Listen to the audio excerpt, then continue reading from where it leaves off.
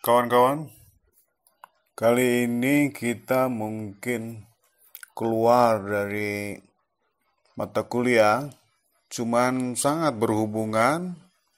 Eh, ini nama kajiannya adalah geopolitik. Geopolitik ini menerapkan ilmu geografi pada tataran politik yang hubungannya bisa nasional dan internasional. Jadi dalam hal ini ada pola-pola politik dan teritorial, baik dalam skala lokal maupun global atau internasional. Di sini memang yang menjadi pusat kajiannya adalah kekuatan politiknya. Sehingga muncul dari situ ada analisisnya, perkiraan dan sebagainya, kan? Nah, ini merupakan kajian yang kemudian populer di HI ya, hubungan internasional. Jadi, urusannya adalah bagaimana suatu negara itu mempunyai kebijakan-kebijakan yang ya melebihkan negara-negara tertentu dan meniadakan negara-negara lain gitu. Jadi ada semacam networking antar negara ya. Kalau bahasa Islam mungkin ukhuwah ya kan. Nah, zaman dulu, zamannya Perang Dingin, itu ada networking antar ideologi yang sama. Bahkan sebelum itu, sebelum Perang Dunia Kedua, dan sesudahnya itu juga ada. Ya, kita Indonesia ini termasuk di antara yang ikut dalam networking itu, dalam geopolitik itu. Misalnya pada zaman Pak Karno, itu kita masuk dalam gengnya non-blok ya, pada akhirnya. Gitu. Jadi waktu itu dunia ya secara geopolitik global dibagi 3. Sehingga ada disebut dunia ketiga. Ya dunia pertama yaitu ya Barat yang dipimpin oleh Amerika. Di dalamnya ada Inggris, Prancis. Kemudian ada juga yang beraliran sosialis, yaitu Uni Soviet terutamanya. Kemudian ada kin countries disebutnya ya, negara-negara sahabat ya. Ini diantaranya ya yaitu Korea Utara, kemudian ya Kuba gitu bagi Uni Soviet. Nah yang ketiga adalah yang non blok, yaitu Pak Karno dan Broz Tito dari Yugoslavia, Jamal Abdel Nasser di Mesir gitu. Jadi mereka membuat blok yang ketiga gitu. Yang blok ketiga ini ya Bandung diantaranya menjadi saksi, yaitu adanya konferensi Asia Afrika yang kemudian jadi ada KTT non blok itu secara periodik gitu. Nah ini merupakan apa ya? Jadi sejarah itu menampilkan bahwa di antara negara-negara itu ada yang bersifat persaudaraannya gitu. Nah, pada akhirnya ini dianggap oleh pengamat politik internasional seperti Samuel Huntington sebagai suatu peradaban. Sehingga kalau berperang di antara apa tadi itu negara-negara itu, kelompok-kelompok negara itu disebut sebagai benturan peradaban. Dalam bukunya yaitu The Clash of Civilization. Nah, menurut Huntington itu sebetulnya ya peradaban ini bisa sampai 8 di dunia ini. Yaitu katanya Barat 1, yang kedua kemudian Amerika Latin, yang ketiga dunia Islam, kemudian dunia Cina, Sinik, kemudian Hindu, dunia India, ke-India-Indiaan, kemudian kaum Ortodoks, ini nampaknya Eropa Timur, kemudian orang Jepang, kemudian orang Afrika. Nah, ini semua saling berlomba merebut ya supremasi dunia gitu dalam hal ya segala macam perdagangan, ya ekonomi, politik, sosial, budaya dan sebagainya. Nah, ini yang rada kesekarangan maksudnya yang modern. Dulu hal seperti ini suka terjadi juga, yaitu dengan cara dipersatukan oleh ya raja-raja. Ada juga yang republik seperti Roma gitu. Jadi ada semacam reign yang kemudian menyebar gitu, ada kolonisasi dan sebagainya. Dulu lebih eh, apa namanya lebih masif ke kewilayahannya karena memang ya kultivasi atau pertanian apa namanya pencarian harta benda dari non tanah itu dulu belum semuanya berbasis ke tanah kan ada eh, logam ada segala macam kan ya kalau sekarang kan berbasisnya macam-macam kan ada minyak ada juga yang tidak berbasis tanah yaitu ya satelit data dan sebagainya itu juga harta benda. Nah, ini mungkin bisa menarik bagi Anda ya kalau ada pertanyaan tentang ini. Jadi intinya peta-peta politik ini di dunia ini bisa berubah-ubah eh, dalam beberapa kurun gitu. Jadi tidak selamanya tetap. Ya, terima kasih. Oke, terima kasih pertanyaannya dari Saudari Resti ya.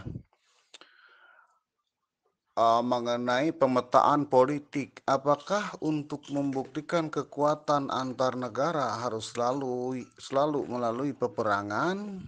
Nah, oke, jadi nanti istilah pemetaan politik itu nanti bisa beda lagi ya kalau dalam ilmu politik yang kemudian dipraktekkan sebagai ilmu yang populer, yaitu mungkin masih di dalam negeri tentang cara-cara merebut kekuasaan atau mempertahankannya, misalkan. Nah, kita tentang antar negara itu, ya memang peperangan ini suatu tradisi ya manusia ya sejak awal kan, yaitu intinya kan kalau secara individual itu kan perkelahian. Jadi untuk memperebutkan suatu wilayah ya berkelahi dulu gitu. Nah, jadi siapa yang menang ya kemudian duduk di wilayah itu, kalau yang kalah ya cari tempat lain, kan gitu. Persis seperti binatang awal mulanya kan. Yaitu misalkan kita lihat dalam ya National Geographic atau Discovery Channel itu kelihatan kan bahwa ya antar harimau yang siapa yang ada yang harimau yang senior, ada yang junior ya untuk berebut lahan mereka berkelahi. Ya begitulah manusia. Nah, tanah ini dulu ya itu sebagai suatu harta benda kan. Ya tempat menanam, tempat mencari logam dan sebagainya gitu. Nah, penguasaannya ya berarti siapa yang menguasai di situ. Mungkin dari turun-temurun lahir di situ dan sebagainya kan. Ada juga orang yang kemudian suka ekspansi. Orang bergerombol misalkan bangsa Viking dulu eh, menginvasi Inggris dan sebagainya. Yaitu waktu itu belum ada kerajaannya kan. Ngelihat di Inggris ada kerajaan ya pulang-pulang bikin kerajaan gitu. Itu cerita bangsa Viking. Jadi kerajaan itu atau kemudian jadinya pemerintahan yaitu berdasarkan dari ya gerakan organik masyarakat, individu, kemudian kelompok, kemudian jadi ada siapa yang mengatur, siapa yang ditaati dan sebagainya. Nah, jadilah ada kerajaan-kerajaan kan. Nah, seperti itu termasuk dalam hal peta gitu, peta wilayah ini masuk siapa kan.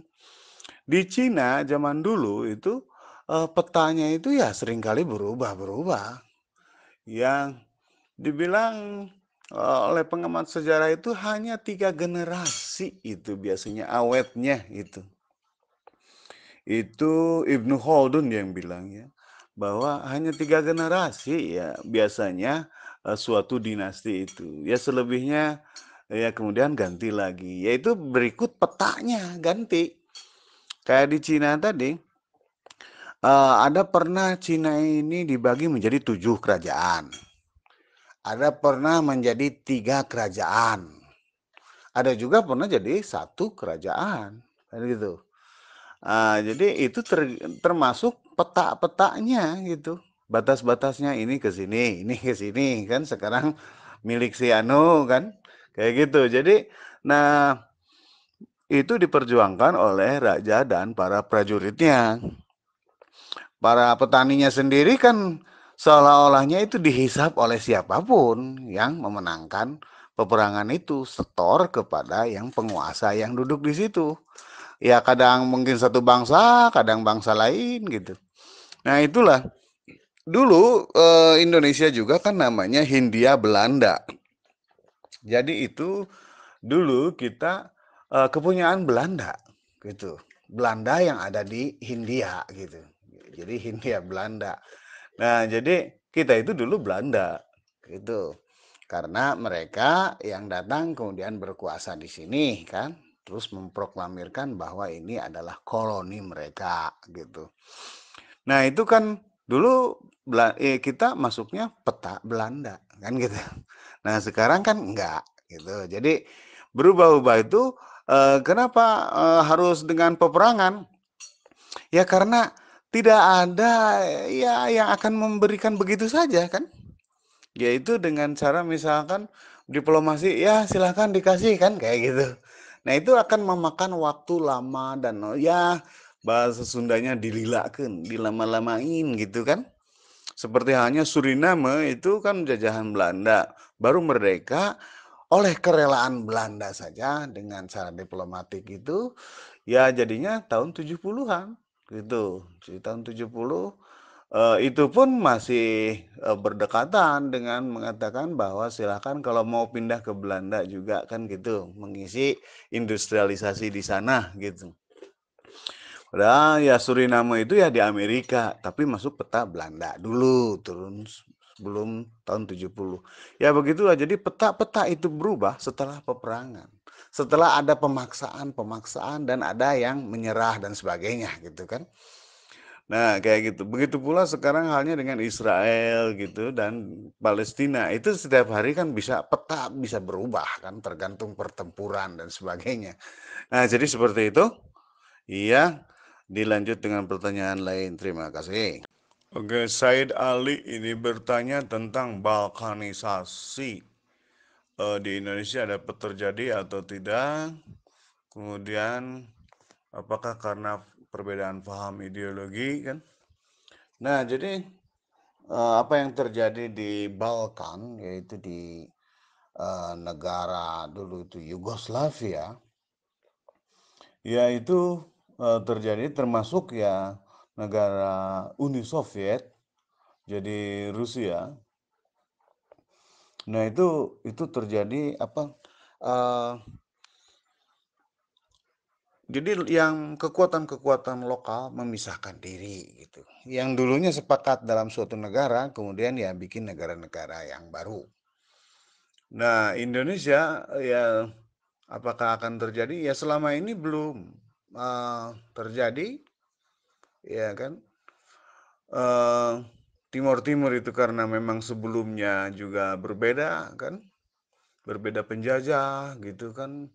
Yang syarat dari nasionalisme yang dari Ernest Renan yang selalu dikutip oleh Pak Soekarno itu senasib sepenanggungan untuk Timur Timur tidak ada kan. Kemudian misalkan tentang Aceh ya selama ini ya masih kan, Papua juga masih. Nah itu ideologi itu memang berekatnya kan, berekat untuk menyatukan satu hati, satu pikiran gitu. Untuk kemudian ya nanti bisa bergerak apakah mau independen atau menginduk kan. Menginduk ke Indonesia berarti ya tidak independen, tidak menentukan nasib sendiri, kan? Ya berarti tidak terjadi balkanisasi di Indonesia. Nah, tapi seperti halnya tadi saya katakan Ibnu Khaldun saja itu meramalkannya itu tiap ini 3 generasi saja gitu kan yang ini apa namanya yang langgeng itu kan setelah itu kan beda-beda lagi. Begitu pula peta-peta politik itu kan. Nah, bisa jadi kemudian ada yang memerdekakan diri dan ya bisa. Itu biasanya tergantung kalau zaman dulu secara klasiknya ya, tergantung kekuatan dari orang. Jadi teori hero itu dapat masuk di sini dalam eh, pemetaan politik ya kan. On Heroes and Hero Worship kan. Nah, Thomas Carlyle bilangnya ya kalau ada orang besar yang kemudian menyatukan suatu negara dan mencaplok negara-negara lain ya jadi bisa jadi negara besar gitu kan. Kalau orang-orang yang kemudian aktor-aktor politiknya itu tidak bisa membesarkan diri ya jadinya negara-negara kecil dan sebagainya lah kan. Nah itu berubah-ubah kan. Jadi tahun sebelum 45 ya Indonesia ini ya Belanda kan tadi itu saya bilang Hindia Belanda kan. Sebelum-sebelumnya lagi kan masing-masing lokal-lokal gitu kan. Negara-negara tersendiri lah kalau pandangan sekarang tuh negara dulu ya kerajaan-kerajaan gitu kan. Jadi ya ini bisa jadi terjadi balkanisasi tapi ya itu syarat-syaratnya apa kan gitu untuk melakukan itu. Jadi ini suatu kerja yang besar kan. Yang kolosal yang bukan sehari 2 hari kan. Karena orang barat juga menjadi negara-negara tersendiri atau nation states itu karena gerakannya itu dari berbagai kan dari keagamaan, protestantisme, dari politik, pemikiran politik seperti John Locke, Jean-Jacques Rousseau, ada juga dari gerakan ekonomi, kaum pedagang dan pemikirnya seperti Adam Smith. Jadilah kemudian jadi Eropa itu terbagi-bagi ke dalam negara bangsa gitu. Jadi petanya berubah. Dulu tahun sebelum 15-an itu ya Jerman itu ya ada masuk Austro-Hungarian gitu kan. Australia dengan Hungari bergabung gitu kan. Nah, sekarang kan kemudian ya berubah jadi berpisah termasuk Jerman sendiri. Zaman Otto von Bismarck itu Austria masuk Jerman gitu, disebut Jerman Raya. Sekarang ya misah gitu. Nah, itu tergantung dari ini. Nah, yang kembali ke semula tadi awal pertemuan kita di udara ini, yaitu pemetaan politik berdasarkan dari peperangan biasanya kan. Setelah perang kemudian ada perundingan dan kemudian ada eh, apa namanya penyerahan batas-batas wilayah dan sebagainya kan. Seperti halnya habis Perang Dunia Kedua, ketemulah para pemenang perang itu di Potsdam kan. Dari Rusia Stalin kan, dari Inggris Churchill kan. Nah, terus dari Amerika juga kan kemudian membagi-bagi termasuk diantaranya Korea. Jadi ada dua, Korea Utara, Korea Selatan, Jerman Barat, dan Jerman Timur. Nah, gitu loh. Jadi ya itu beda-beda ininya kan. Tiap-tiap kurun lah disebutnya ya, bukan hanya tahunan kan. Bisa puluhan tahun dan sebagainya. Termasuk ya komunisme ya Rusia itu ya dulu bagian dari Uni Soviet. Kan Uni Soviet itu besar dulu kan. Termasuk Chechnya, Tajikistan, Uzbekistan, Kazakhstan dan sebagainya yang ke daerah ke Asianya kan. Nah kemudian karena ya ada reformasi yang itu perestroika dan glasnost kemudian ya masing-masing negara kecil memerdekakan diri ya sudah kan mau gimana lagi kan di antaranya Putin mau nyerang terus Chechnya supaya masuk lagi kan ke Rusia kemudian Georgia juga dibikin, dia diperangin, di ini kan dengan intel-intelnya dan sebagainya, pakai geng motor supaya masuk lagi Rusia. Ya itu nasib-nasiban aja, gimana kuat-kuatan aja siapa yang kuat atau tidak untuk mempertahankan wilayah, mempertahankan yaitu ideologi ini salah satu bentuk pertahanan, alat pertahanan.